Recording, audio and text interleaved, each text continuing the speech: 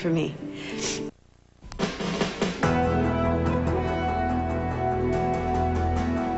This is an ABC News special report.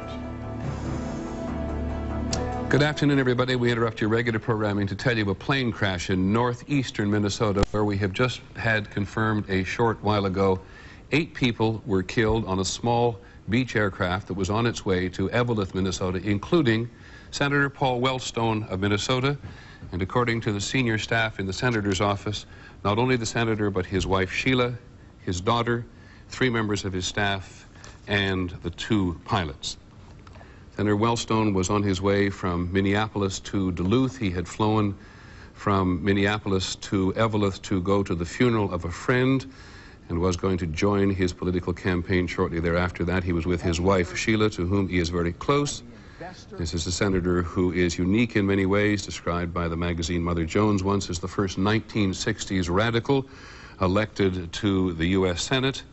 We have several reporters not only who knew the senator, but who are trying very hard to confirm all of the details of this. But what we do now know, and we've had confirmed from the senator's staff, is that Senator Wellstone, his wife Sheila, his daughter, 3 members of his own staff, and 2 pilots were all on this beach aircraft that was trying to land at Eveleth, Minnesota in not altogether difficult but fairly dank weather circumstances, with a ceiling of about 700 feet and clouds at 400 feet.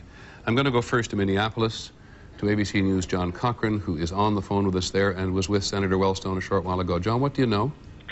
Well, I know that his campaign staff here was hugging him, each other outside his campaign headquarters. Senator Ted Kennedy, Edward Kennedy of Massachusetts, was here in the Twin Cities area to campaign for Senator Wellstone.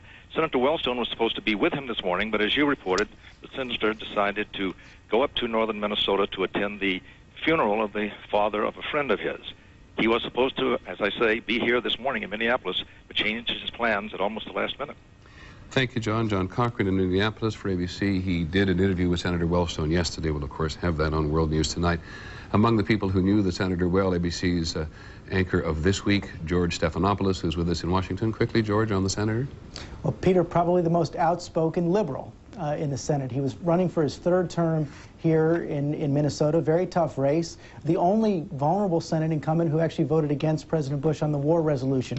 Former college professor, 21 years at Carleton College, and former high school wrestler and college wrestler and wrestling coach. And what I remember about him, Peter, is seeing him in the gym, out on the campaign trail, but always when he was, even when he was working out, he was pushing his big issues: universal health care, education. Thank you, George, very much. And very quick comment now from ABC's Linda Douglas, who covers the senator on Capitol Hill. Linda? Peter, Paul Wellstone was a true ideologue. He was the first senator in a very tight race, the only one in a tight race, to come out against the war on Iraq.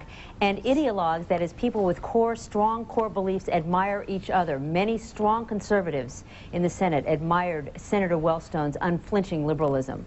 Thank you very much, Linda Douglas. We'll have a good deal more about this, obviously, on World News tonight. And though it is sad to say, with 8 people having lost their lives, including the senator, his wife, and their daughter, in political circles throughout the country, with the Senate races now so tight between the Democrats and the Republicans, this is going to have the same dynamic effect.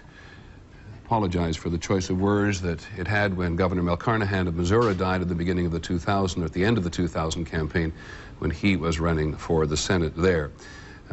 Senator Wellstone apparently told his wife only several days ago, after he had voted against the president on the war in Iraq, "This is the end. I'm going to lose this campaign." He had then gone home to Minnesota, where we are subsequently told his base had been energized by Senator Wellstone sticking, as he had so often in the past, to what Linda Douglas referred to as his ideological roots. We'll have more on World News tonight. I'm Peter Jennings. For continuing coverage of this story, stay with ABC News and abcnews.com. This has been a special report from ABC News.